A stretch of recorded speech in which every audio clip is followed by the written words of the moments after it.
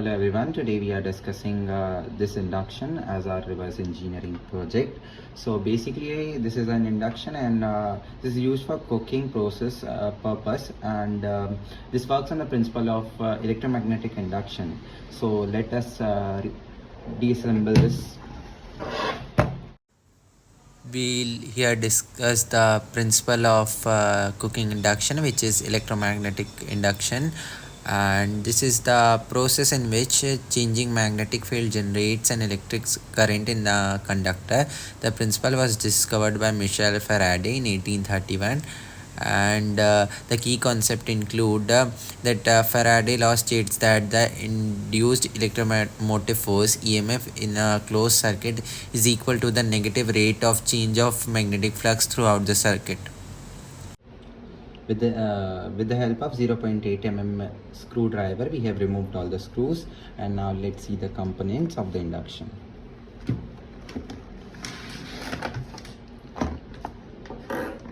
So as we all can see, this is the LED portion where we can see the temperature. We can increase it or decrease it, and all the things, all the features are available on the front side of this. So this is the LED display, and now it comes here. This is the coil. So let's open all these screws.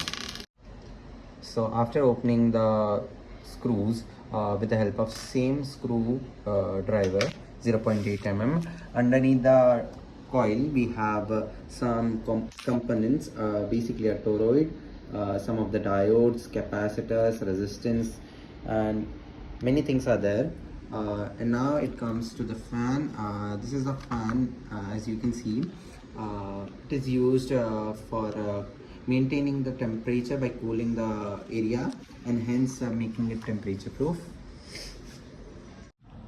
So now we are going to discuss about the components of the circuit. Here, as we can see, there are two wires as an input. Here is the neutral wire, and here is the live wire from where the current comes, and after that this current as inputs go here, which is known as the bridge rectifier, where it converts from AC current to DC current, and then this goes to this capacitor, which is known as the filter capacitor, which filters the DC current, and it now splits into two parts, which is first is the auxiliary circuit, and second is inside this which is known as IGBT.